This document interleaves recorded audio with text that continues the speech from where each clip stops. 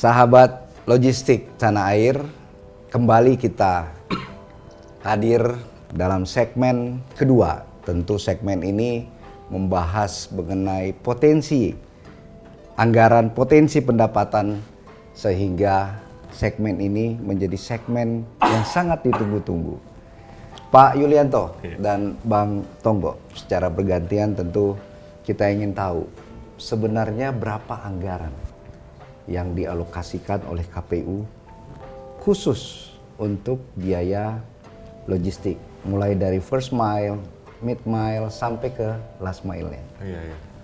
Iya, jadi kalau bicara soal logistik ya, logistik untuk pemungutan dan penghitungan suara, kan kami kan ada regulasinya berdasarkan PKPU nomor 14 itu kan logistik itu terdiri dari kotak, bilik, tinta, segel, gitu ya. Terus kemudian ada surat suara, kemudian ada formulir, ada alat bantu tunanetra, template gitu.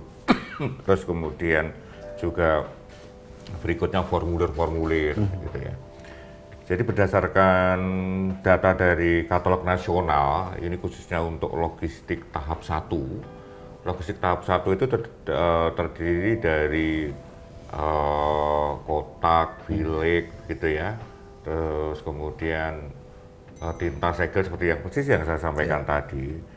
Totalnya untuk awal itu semuanya untuk tahap 1 dan kemudian berikutnya masuk ke tahap 2 itu adalah 1,1 triliun. 1,1 triliun. Iya, itu belum nanti soal yang distribusi beda lagi.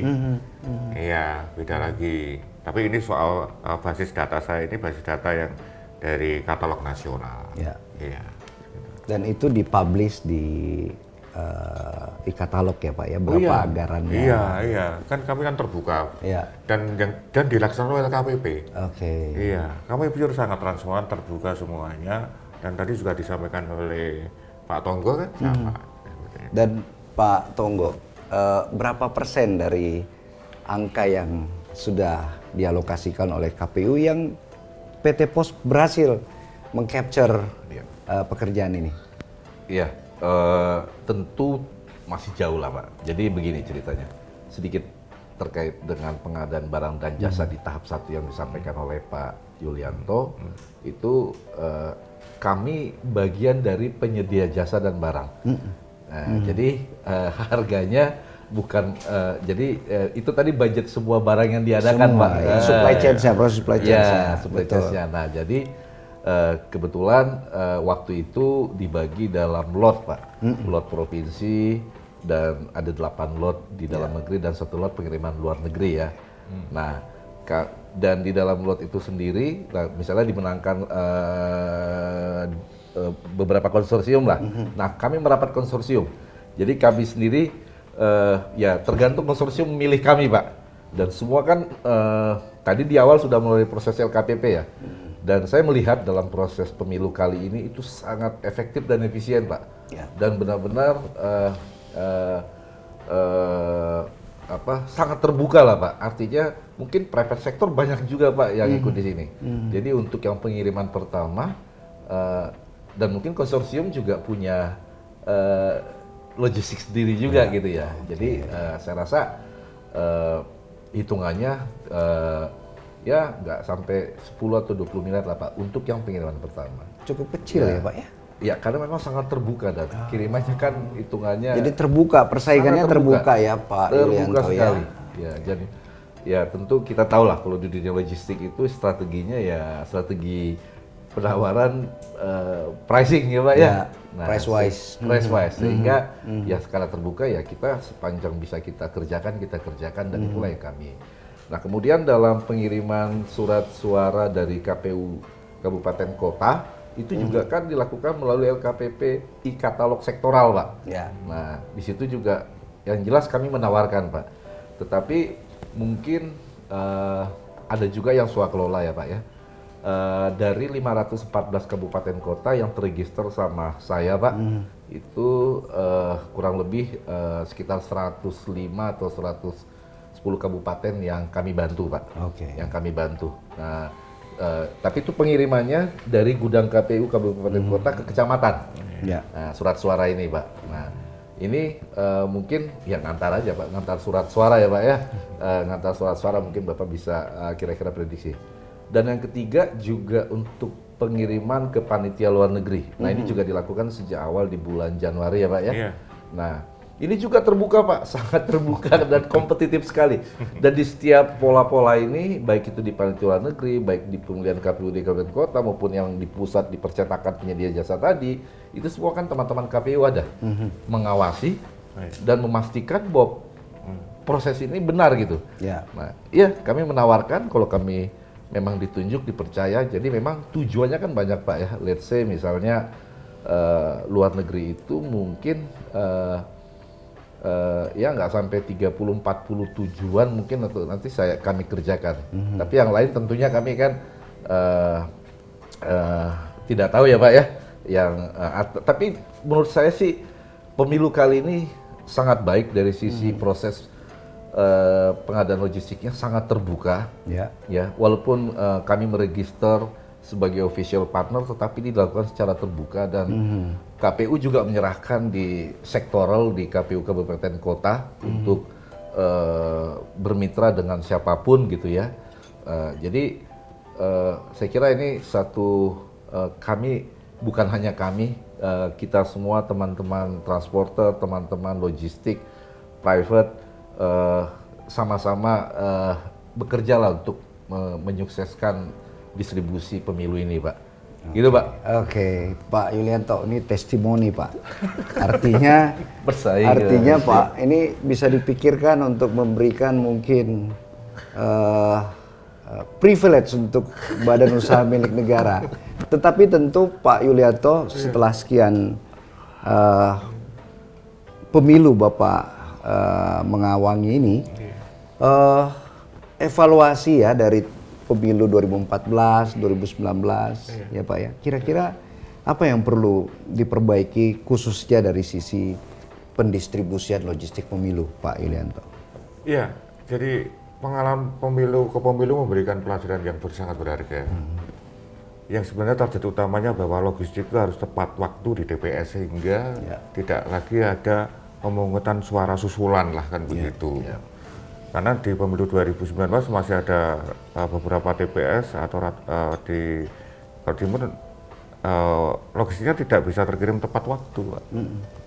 Sehingga akhirnya di daerah itu pemilunya tidak bersamaan dengan daerah yang lain. Karena logistiknya terlambat. Padahal TPS-nya sudah siap.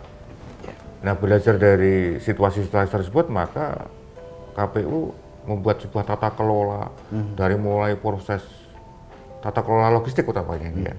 Dari mulai proses perencanaan sampai ke proses pendistribusian. Jadi mulai perencanaan, pengadaan, kemudian tata kelola di KPU kabupaten kota, karena kan yang ngelola logistik ini kan endingnya di kabupaten kota. Karena seluruh sentral pengadaan logistik endingnya terkirim di kabupaten kota. Berikutnya kabupaten kota lah yang nanti bertanggung jawab men-setting, merakit kotak, kemudian mensortir, melipat, mempacking ke kotak, dan kemudian kotaknya nanti didistribusikan ke kecamatan seperti BUMN PT Pos begitu ya, mengirimkan ke kecamatan, kecamatan nanti kirim ke desa. Semua harus dalam rentang kendali waktu yang sangat ketat. Dan karena ini pemilu itu terkait erat dengan kontestasi politik, pastinya kan harus dijaga betul situasinya. Barang logistik pemilu ini apalagi surat suara cuma juga boleh mampir-mampir karena melekat pengawalan polisi dan harus tepat waktu juga. Nah, mendasari hal itu maka kami dalam hal pengadaannya pun juga harus sangat transparan dan dilakukan oleh LKPP sebagai lembaga pengadaan barang yang sangat profesional menurut kami.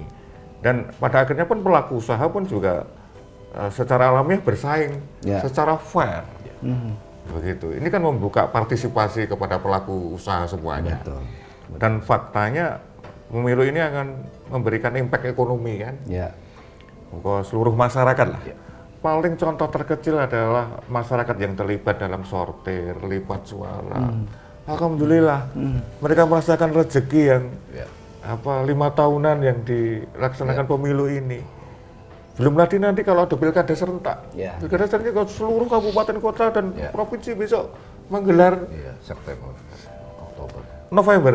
Ya. Iya, itu. Jadi inilah hajat besar rakyat Indonesia lah kan begitu. Betul. Gawe besar rakyat Indonesia dan ini menjadi agenda nasional yang harus didukung bersama-sama, dilaksanakan bersama-sama. Kami selaku penyelenggara pemilu tentu tidak bisa bekerja sendirian.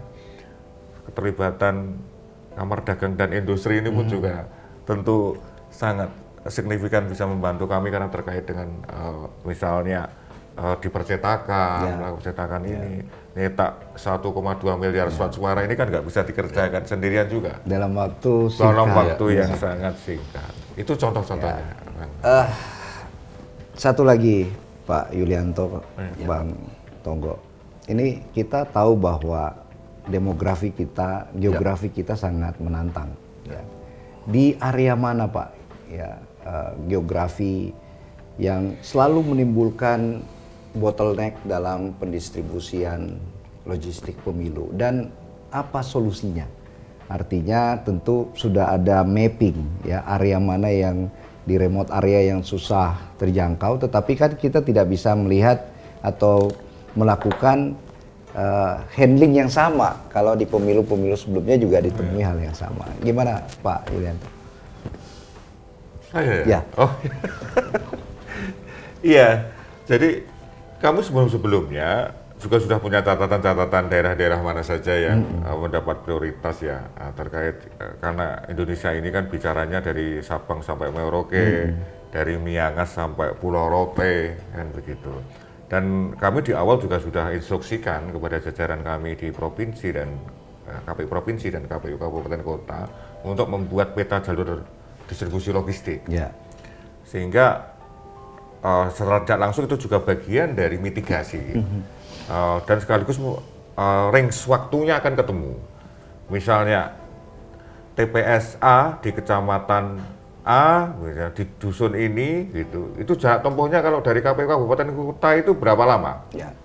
Gitu kan. Terus tantangannya apa di jalur jalannya, misalnya. Terus armada yang dibutuhkan apa? Begitu. Rentang waktunya berapa? Itu sudah terpetakan oleh teman-teman di kabupaten kota. Maka itu sebagai belum lagi kita harus mengantisipasi situasi cuaca ketika distribusi ini dilaksanakan di bulan Februari.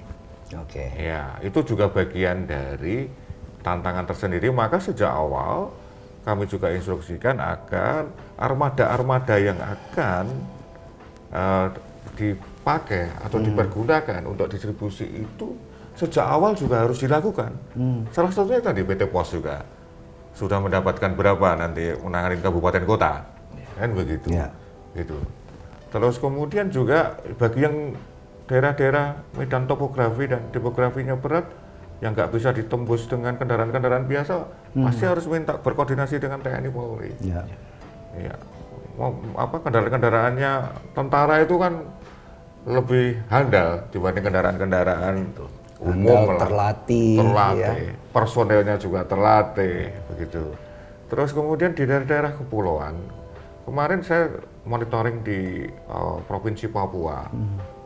Teman-teman di Papua juga berkoordinasi dengan Lantamal, itu ya karena ada beberapa daerah Papua kan juga di kepulauan. Ya. Ya. Dan informasinya juga dari BMKG memberikan gambaran-gambaran tentang gelombang dan sebagainya. Ya itu yang harus diantisipasi. Nah kalau distribusinya sebenarnya sudah ready di kabupaten kota, sudah di packing, siap tinggal kirim. Tapi kapal nggak bisa berlayar kan juga. Iya. Pun begitu daerah-daerah pedalaman Papua yang membutuhkan helikopter.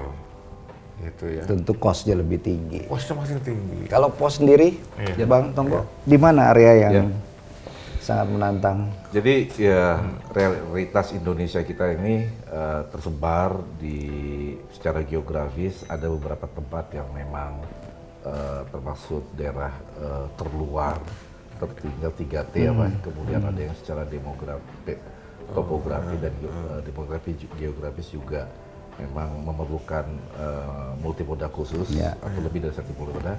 Nah, kami melakukan identifikasi sejak awal. Nah, kami let's say misalnya di satu KPUD satu kabupaten lah ya, misalnya saya sebutkan lah ya, di Sulawesi Selatan, di situ ada Selayar misalnya, atau beberapa kabupaten yang di Kepulauan. Nah, identifikasi tersebut selanjutnya jadi bahan mitigasi kami untuk menjatuhkan lebih awal, berkoordinasi dengan KPU kabupaten kota untuk berkoordinasi lebih awal untuk menentukan moda transporter apa yang akan kita pakai. Kemudian kita hitung Pak, biasanya kan di beberapa tempat itu ada yang reguler. Kalau masuk reguler segmen biasanya 3 hari Pak ya, belum lagi nanti trackingnya. Tetapi kalau misalnya tidak bisa reguler, biasanya nggak selalu ada jadwal kapal reguler Pak ya. Ya kita antisipasi dengan seperti yang disampaikan oleh Pak Yuli tadi. Jadi dalam beberapa hal bahkan ada yang tidak bisa kita distribusikan dengan jadwal reguler, kemudian juga cuaca. Ini faktor cuaca penting sekali nih Pak, karena bulan ini masih musim hujan, ombak cukup tinggi sehingga mau nggak mau kita pakai kargo udara Pak. Nah jadi dan tentu kita siapkan plan B, plan C ya Pak ya. Di dalam plan B, plan C itu juga jadi ada beberapa daerah yang secara topografi juga jadi challenge dan ada beberapa daerah yang jalan juga masih rusak. Bahkan di tempat-tempat tertentu saat ini lagi banjir Pak. Ini mau nggak mau mitigasi kita melakukan pengawalan di setiap tahapan distribusi tersebut dan menyiapkan berbagai alternatif solusi. Dan sehingga ketika terjadi kejadian itu, misalnya stuck banjir atau truk seperti apa, habis ya mau nggak mau ganti moda, itu juga harus kita antisipasi. Nah untuk dapat eskalasi itu kan kita harus ngawal terus kan Pak ya, monitoring terus gitu. Nah di ujung juga tadi sama Pak, kami meminta bantuan kepada TNI Polri Pak, kebetulan Pos Indonesia sebenarnya diberikan kepercayaan juga untuk menjalankan program-program bantuan sosial pemerintah yang hampir sama. Kita harus menempuh 3T, kita harus menempuh pedalaman, mengirim bansos sampai ke ujung gunung, ujung sungai, nah itu banyak dibantu juga sama TNI Polri Pak, terutama di daerah-daerah tertentu. Mereka sangat mereka sangat support Pak. Gitu Pak Akbar. Ya, Bang Togo, terima kasih. Pak Yulianto, kita sepakat bahwa prinsip-prinsip logistik tentu harus terpenuhinya tepat waktu, tepat biaya, tepat penerima barang. Proses pemilu ini kan memang di 14 Februari 2024 besok menjadi hari H yang kita tunggu-tunggu.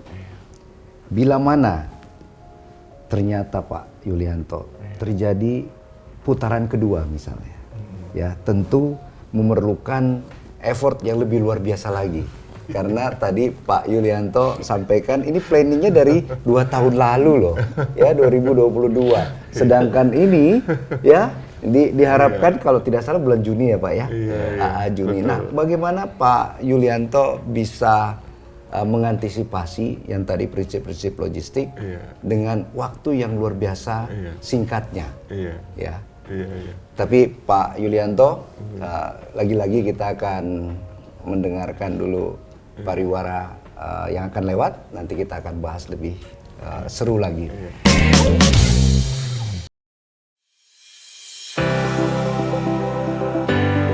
Setiap hari ada banyak sekali aktivitas jual beli yang terjadi di sekitar kita.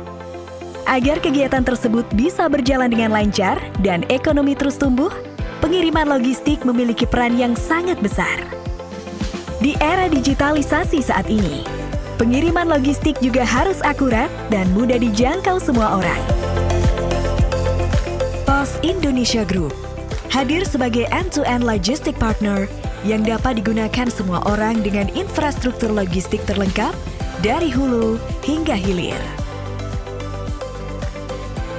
Didukung oleh 3 grup perusahaan, menjadikan Pos Indonesia sebagai postal, logistik, dan finance operator paling kompetitif.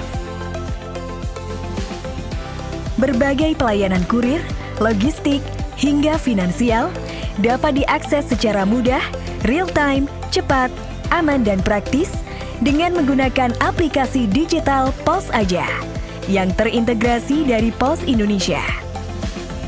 Dengan pelayanan yang termurah, terluas, dan terpercaya, Pos Indonesia menjamin pengiriman kurir dan logistik sampai ke pelosok negeri dan seluruh dunia.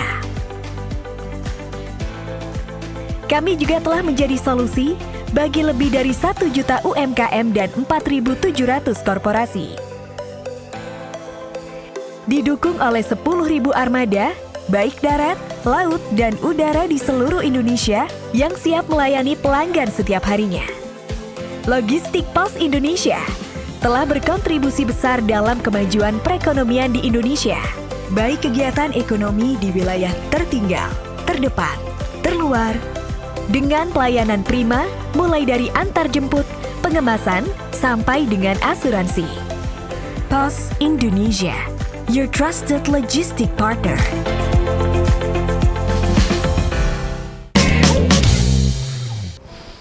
Kembali sahabat logistik setanah air, sudah kelihatan tadi bagaimana narasumber dengan spirit yang sama ya untuk bisa mensukseskan logistik pemilu ini dari sisi KPU dan juga dari sisi PT Pos Indonesia, tentunya dengan harapan yang bisa semakin meningkatkan sinergitas dan kolaborasi. Tadi pertanyaan saya Pak Yulianto, bila mana ini terjadi putaran kedua dan waktunya sangat mepet. Tadi Bapak sampaikan juga sudah ada waktu penentuan pilkada yang serentak. Ya, bagaimana KPU dan teman-teman ini bisa menyesuaikan, termasuk Pos Indonesia? Pastinya Pos Indonesia akan dilibatkan secara maksimal. Iya, KPU sendiri sudah tentu membuat perencanaan, artinya mengantisipasi begitu pasca pendaftaran calon, terus kemudian penetapan pasangan calon ya, kan sudah jelas ada 3 pasangan calon. Nah, yang namanya 3 pasangan calon tentu ada potensi begitu ya, bisa jadi itu ya bisa enggak juga kan begitu. Kita belum tahu hasil pemilihannya seperti apa. Nah, bagi KPU entah itu 1 putaran atau 2 putaran tentu kami harus menyiapkan diri semuanya. Dan seperti diketahui kalau misalnya seandainya ini bicaranya seandainya ada putaran kedua, kami pun juga sudah menyiapkan untuk pengadaan dan distribusi logistiknya lagi. Mulai pengadaan kotak, bilik lagi untuk kemudian surat suara begitu. Jadi itu pun juga sudah kami antisipasi lah. Maksudnya kami seandainya nanti terjadi putaran kedua, dan persis karena nanti juga akan bersamaan dengan tahapan pilkada serentak 2024 itu pun juga sudah kami pikirkan. Artinya begini, memang secara real beban kami pasti akan lebih bertambah ya dengan irisan-irisan yang bersamaan dengan tahapan pilkada itu. Seperti diketahui pilkada ini tahapan untuk PKPU, tahapan program dan jadwalnya sudah kami terbitkan, dimulai tanggal 26 Januari kemarin gitu. Jadi otomatis nanti KPU akan mengerjakan 2 tahapan sekaligus, tahapan pemilunya dan kemudian tahapan pilkadanya. Dan ini pun juga sudah terus kami sampaikan ke teman-teman kabupaten kota, seandainya ada putaran kedua maka kita harus lebih ekstra lagi semuanya, terus jaga kesehatan begitu ya. Terus kemudian siapkan pikiran yang terus fokus, maksudnya begitu ya, tidak beralih. Maka sekali lagi karena ini bagian dari tahun politik ya, tahun politik dan pemilu dilaksanakan secara teratur bahwa sesuai mandat konstitusi 5 tahun sekali gitu. Mudah-mudahan juga perhatian publik, perhatian masyarakat pada penyelenggara pemilu, pemerintah dan sebagainya juga nanti untuk membangun infrastrukturnya KPU ya, terutama kantor, gudang, begitu juga akan mendapat lebih prioritas ya. Seperti diketahui gudang-gudangnya KPU ini kan mayoritas kan masih sewa dan kita nggak punya gudang, Mas. Padahal jelas pemilu ini kan 5 tahun pasti digelar. Nah, kalau di beberapa daerah itu untuk nyari gudang saja sulit, Pak. Oke. Karena keterbatasan resources juga yang ada di daerah-daerah tersebut. Padahal gudangnya perlu luas karena logistiknya kan besar untuk nampung kotak, suara dan sebagainya. Kantor pos pasti paham Pasti ya. Dan itu punya, rata-rata iya. itu. Jadi infrastruktur kantor, gudang itu sangat vital dan mudah-mudahan juga untuk kesejahteraan teman-teman anggota KPU di KPU kabupaten kota di provinsi juga mendapat perhatian lah gitu ya, karena kami ini bekerja untuk negara, Ya. mensukseskan agenda besar pemilu dan agenda yang menurut saya paling besar, paling kolosal ya, karena di Paling kolosal, iya, ya. jutaan penyelenggara yang terlibat di dalamnya, KPU sampai dengan KPPS, belum lagi didukung oleh sekretariatan juga. Ya. Total data kami hampir 7,9 juta yang terlibat dalam proses penyelenggaraan pemilu ini, dari mulai tingkat pusat sampai di tingkat kabupaten kota, yaitu petugas KPPS 7 orang, ada Linmas 2 orang juga. Dulu juga ada Pantale, tugas pendaftaran pemilih yang datang ke rumah-rumah itu loh. Ya, Kan? ya. Masih kan sampai sekarang? Sudah selesai itu. Sudah selesai. Di awal-awal waktu daftar pemilih, dia datang ke rumah untuk mencocokkan dan meneliti data pemilihnya.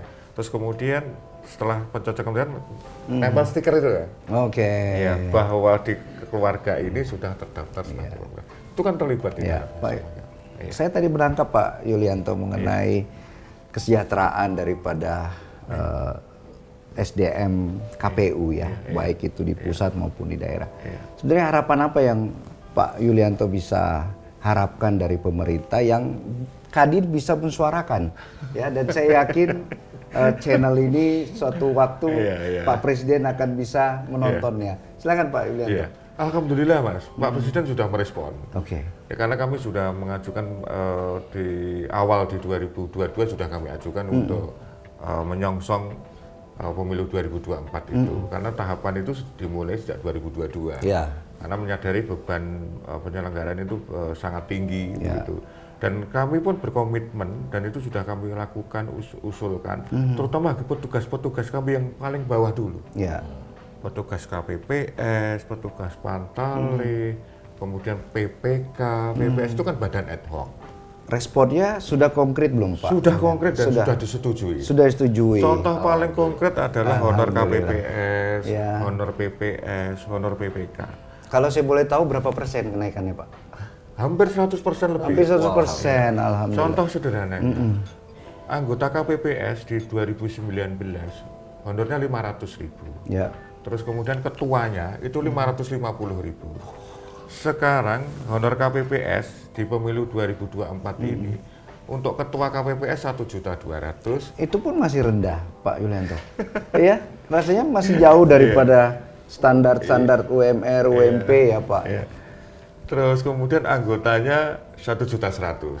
Tapi alhamdulillah Mas, harus kami syukurin. Yang semula itu 5 tahun yang lalu hanya 500.000, di 2014 juga masih jadi nggak ada kenaikan, 5 tahun nggak ada kenaikan, gitu ya. Dan sekarang alhamdulillah, karena kami harus juga memahami situasi pasca COVID, recovery dan sebagainya. Waktu kami tengah mengusulkan itu. Nah, yang belum ini kan khusus anggota KPU-nya yang dan jajaran sekretariatan di KPU kabupaten, KPU provinsi, itu kami itu yang terus kami pikirkan dan itu belum ada perbaikan kesejahteraan. belum, dan ini sedang berproses. Oke. Sedang berproses. Doakan saja. Oh iya pasti Pak. Iya, doakan saja. Semua sudah berproses karena ada atensi juga dari pemerintah. Iya. Alhamdulillah Pak Yulianto. Dari Pak Tonggo. Ya, makasih Pak Akbar. Jadi dari seandainya nanti ada putaran kedua ya, dari apa yang kita lakukan sejak awal, komitmen kami untuk ikut serta mensukseskan perhelatan Akbar Bangsa ini, kemudian dalam perjalanan sampai dengan hari ini Pak, itu cukup banyak lesson learn Pak, cukup banyak lesson learn, perbaikan-perbaikan yang dilakukan oleh KPU dalam konteks tata kelola pengadaan. Itu juga jadi lesson kami bagaimana biaya logistik akan lebih menjadi lebih kompetitif lagi Pak. Berarti kami mungkin secara end to end harus mengevaluasi semua proses kita, let's say misalnya optimalisasi muatan, let's say misalnya kita ya memperbaiki semua vendor management kita, kemudian memperluas jaringan, optimalisasi jaringan kita agar kita bisa compete, agar kita bisa lebih efisien lagi mensupport KPU gitu ya. Karena memang isu biaya operasional ini cukup tinggi di sini Pak. Kalau kita bisnis hitungan marginnya masih challenge lah Pak ya. Berapa persen Pak? Nggak usah malu-malu. Dibuka aja supaya Pak Yulianto juga dari KPU juga bisa menyesuaikan. Iya. Tapi ini bukan buat kami aja ya, buat semua teman-teman. Iya, pasti akan nyampe ke bawah. Company, buat semua teman-teman transporter juga pasti merasakan, mudah-mudahan nanti lebih baik ya, harapan kita seperti itu. Tapi tentunya di internal kita dari lesson learn ini juga harus melakukan perbaikan-perbaikan tadi yang saya sampaikan. Efisiensi, optimalisasi jaringan, bagaimana sebenarnya kita ini juga pelajaran untuk berkolaborasi, membangun kapabilitas kita, menyediakan end-to-end supply chains untuk distribusi logistik seperti ini. Dan selain tadi ya, misalnya seandainya ada putaran kedua kan masih ada pilkada ya Bapak ya, masih ada yang memang harus kita jadi ya kita semakin hari semakin naik kelas Pak. Dan mungkin juga ini juga satu dengan dibukanya secara terbuka melalui katalog baik itu di pusat maupun di KPU di kabupaten kota, di sektoral, di provinsi, di kabupaten Bapak, bukan di provinsi. Ini juga memberikan kesempatan buat kita semua sebagai pelaku logistik termasuk teman-teman di swasta untuk memperkuat perizinan kita. Ini masih ada ibarat pasti 2 bulan lah Pak ya, 3 bulan ya seandainya ada ya, bulan April lah kita ya Pak ya. Jadi adalah opportunity kita untuk memperkuat positioning kita di e-katalog di KPU lah ya, agar kita bisa lebih baik lagi. Karena banyak Pak evaluasinya. Dari sisi operasional juga mitigasi kita seperti yang disampaikan Pak Yulianto tadi misalnya, ternyata setelah kita kirim gudang belum siap. Nah itu juga satu hal yang harus kita antisipasi gitu Pak ya. Dan mungkin ini juga komunikasi kami dengan stakeholder kami, dengan KPU bisa semakin baik. Pengiriman internasional luar negeri itu juga ada yang datang lebih awal. Padahal kita sebenarnya memitigasi sesuatu, tetapi ternyata itu juga bisa menyalahi aturan yang dibuat sejak awal. Itu kita harus mitigasi. Atau besok nih tanggal 9 tanggal 14 minus 5, tanggal 9 itu harus sampai di kecamatan. Nah, sementara misalnya gudang kecamatan belum siap. Nah, misalnya seperti itu.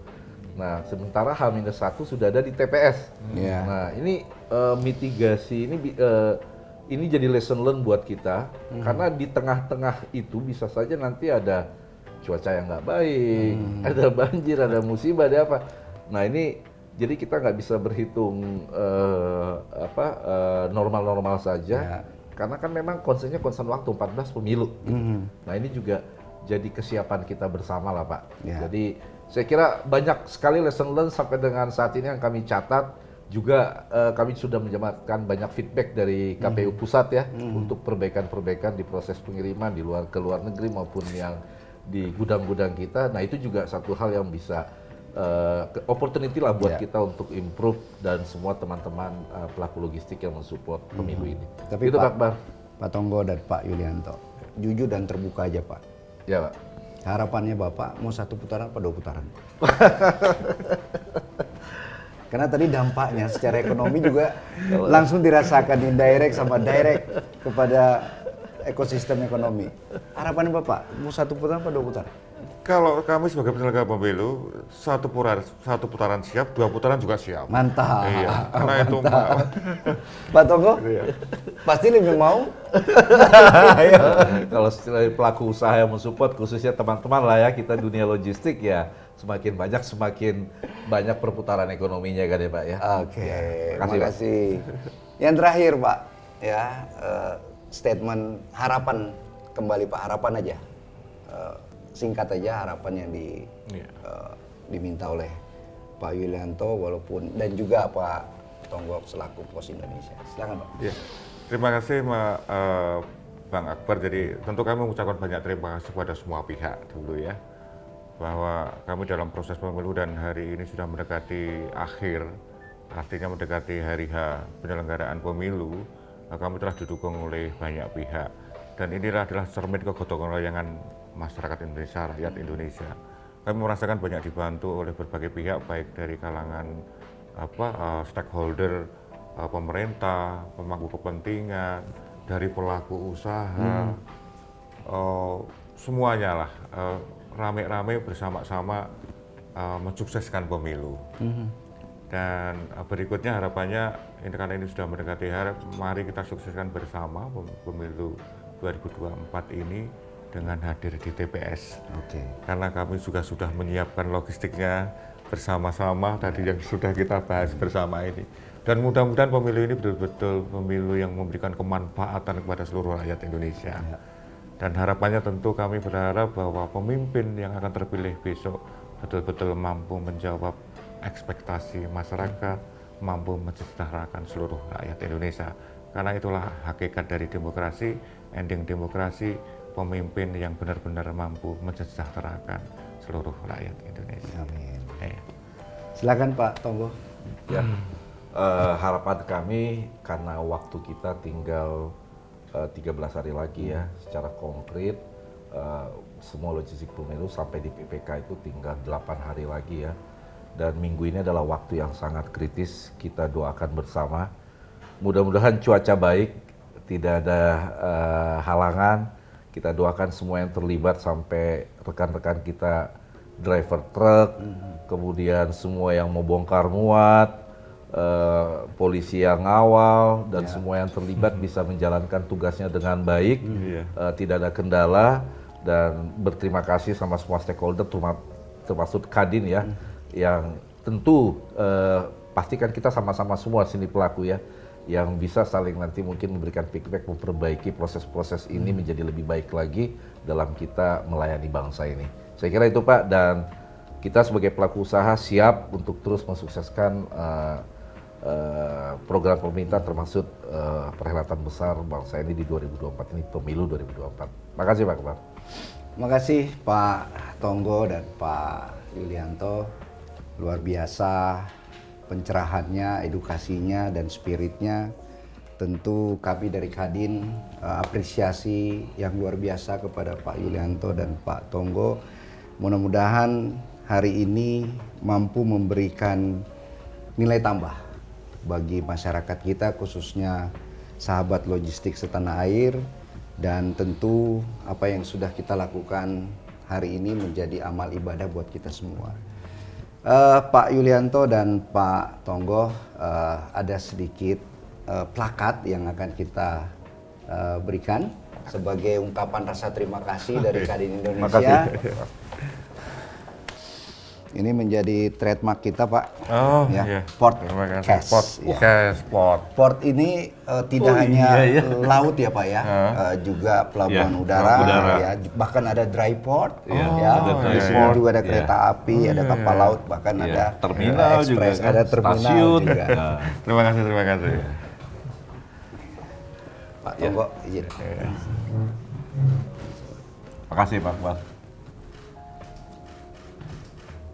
Kita sudah mendengarkan, menyaksikan dua narasumber yang sangat luar biasa ini, bagaimana mengupas tuntas logistik pemilu beserta isu-isunya, beserta permasalahannya, dan juga tentunya sekaligus dengan gagasan-gagasan yang solutif. Sahabat logistik, akhirnya kita sudahi podcast ini.